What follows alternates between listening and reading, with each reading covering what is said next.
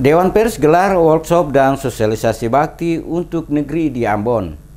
Dewan Pers Indonesia bekerjasama dengan Balai Penyedia dan Pengelola Pembiayaan Telekomunikasi dan Informatika BP3TI melaksanakan kegiatan workshop dan sosialisasi dengan tajuk Bakti untuk Negeri. Kegiatan yang diikuti oleh pemimpin redaksi media cetak elektronik dan online serta Kepala Humas Pemda dan Diskominfo di Kota Ambon ini dilaksanakan di Hotel Santika pada Kamis 27 September. Penguatan dan pemberdayaan ekosistem pers melalui ketersediaan infrastruktur telekomunikasi dan informasi di seluruh provinsi di Indonesia menjadi tema sentral kegiatan workshop yang dibuka resmi oleh Ketua Komisi Penelitian, Pendataan, dan Ratifikasi Pers Ratna Komala. Selama workshop dan sosialisasi, para peserta diberikan materi soal perkembangan infrastruktur telekomunikasi, diantaranya pelaparing pembangunan BTS di 3T, penyediaan akses internet, dan perencanaan pengadaan satelit multifungsi. Selain itu diberikan materi soal peran pers dalam mendorong pemilu yang berkualitas dan perkembangan, serta pembangunan wilayah, serta pentingnya program verifikasi perusahaan pers dan sertifikasi wartawan. Ratna Komala mengatakan sebagai salah satu peranata informasi, pers harus menyediakan dan menjamin kualitas informasi secara baik, sehingga publik dapat memanfaatkan informasi yang kredibel, akurat, aktual, dan terpercaya untuk mencapai standar kehidupan yang lebih baik, makmur, adil, dan sejahtera. Dikatakannya, perkembangan teknologi informasi dan komunikasi meningkatkan akses publik terhadap informasi.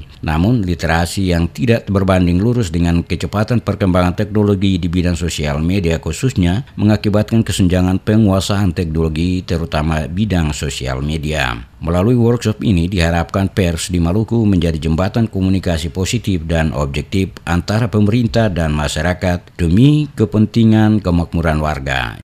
Kami inginnya sambil memberikan literasi, training, kemudian sekaligus juga ada kegiatan verifikasi, karena tadi verifikasi segitu banyaknya kapan selesainya ya, makanya kita begitu datang lebih banyak media yang siap, itu buat Dewan Pers akan lebih baik gitu, karena pastinya yang terdata akan lebih banyak kan.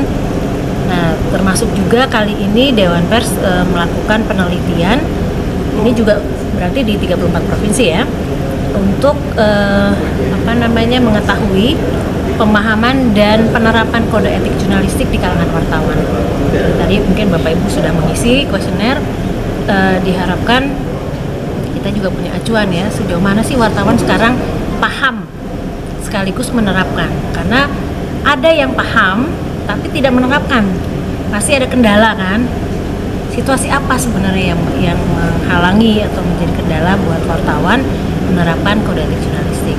Ia menambahkan kegiatan ini dilakukan di 34 provinsi di Indonesia, antara lain untuk meningkatkan fungsi dan peran pers dalam perkembangan kehidupan demokrasi di Indonesia. Lebih khusus dalam proses penyelenggaraan suksesi demokrasi, pers menjadi sarana bagi semua pihak menyuarakan aspirasinya, baik bagi kalangan minoritas maupun mayoritas. Menghadapi pemilu 2019, pers Indonesia harus menjadi peranata demokrasi yang objektif, andal, terpercaya, dan imparsial dalam mendukung proses demokrasi yang jujur, adil, dan berkeadilan sosial.